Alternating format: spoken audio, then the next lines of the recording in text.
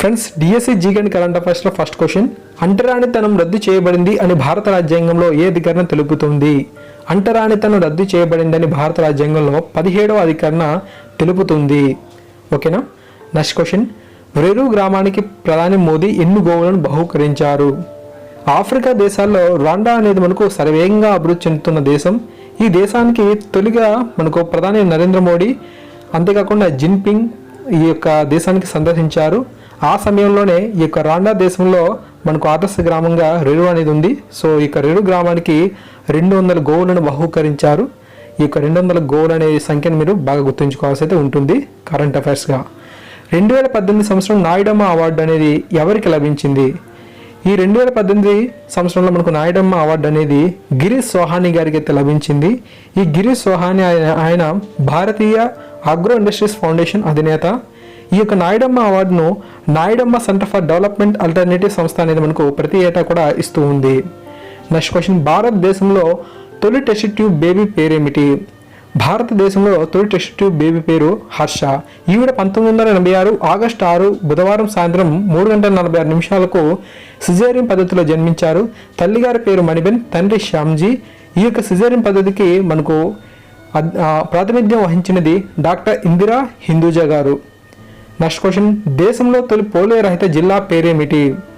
దేశంలో తొలి పోలియో రహిత జిల్లా మనకు కేరళ రాష్ట్రంలో గల పటాన్తిట్ట. కేరళ రాష్ట్రంలోని పటాన్తిట్ట. నెక్స్ట్ క్వశ్చన్, ఢిల్లీని పాలించిన ఏకైక ముస్లిం మహిళ ఎవరు? ఢిల్లీని పాలించిన ఏకైక ముస్లిం మహిళ రజియా సుల్తానా. రజియా సుల్తానా. ఓకేనా. నెక్స్ట్ క్వశ్చన్, ఒలింపిక్స్ క్రీడల్లో అత్యధికంగా గోల్డ్ మెడల్ సాధించింది ఎవరు? దీనికి సమాధానం అమెరికా దేశానికి చెందిన మైకేల్ ఫెల్ప్స్. ఈయన స్విమ్మింగ్లో 23 స్వర్ణాలు అయితే సాధించారు. 3 రజతాలు అయితే ఉన్నాయి, 2 కాంస్య పథకాలు అయితే ఉన్నాయి. అండ్ మొత్తంగా మనకు 28 పథకాలు అయితే ఉండడం జరిగింది. అండ్ అంతేకాకుండా ఒకే ఒలింపిక్స్లో అత్యధికంగా స్వర్ణాలు సాధించింది కూడా ఈయనే. ఆ యొక్క ఒలింపిక్స్లో మనకు ఇతను 8 స్వర్ణాలు అయితే సాధించాడు. సో టోటల్గా చూసినట్లయితే 23 స్వర్ణాలు అయితే తన ఖాతాలో ఉన్నాయి. చంద్రునికి భూమికి మధ్య ఉన్న కనిష్ట దూరాన్ని ఏమంటారు? చంద్రునికి భూమికి మధ్య ఉన్న కనిష్ట దూరాన్ని పెరోజీ అని అంటారు. ఈ పెరోజీ దూరం పరిశీలించినట్లయితే 3,54,300 కిలోమీటర్లుగా ఉందన్నమాట.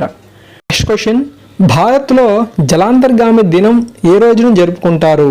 సమాధానం డిసెంబర్ 8. ఈ యొక్క జలాంతర్గామంలో మనం సబ్మెరైన్స్ అంటాము. ఈ యొక్క సబ్మెరైన్స్ని కనుగొన్నది డేవిడ్ బుష్నల్. భారత నౌకాదళంలో మనకు మొత్తంగా 15 జలాంతర్గాములు అయితే పనిచేస్తున్నాయి. వాటిలో మనకు 2 అణు జలాంతర్గాములు అయితే ఉన్నాయి. సో ఫ్రెండ్స్, ఈ యొక్క వీడియోలో ఇన్ఫర్మేషన్ మీకు యూస్ఫుల్గా ఉంటుందంటే ఖచ్చితంగా లైక్ చేస్తూ ఉండండి, 10 మందికి షేర్ చేస్తూ ఉండండి. సో ప్రతిరోజు కూడా ఇలాంటి ఇన్ఫర్మేషన్ వీడియోస్ అనేవి వస్తూ ఉంటాయి. మీ యొక్క సపోర్ట్ అనేది ఉంటే ఇలాంటి వీడియోస్ అన్ని మరిన్ని చేస్తాను. Thank you guys, thanks for watching this video. So notifications miss అయినట్లయితే ఖచ్చితంగా డిస్క్రిప్షన్లో ఉన్న మన కొత్త ఛానల్ కూడా సబ్స్క్రైబ్ చేసుకోండి. Thank you.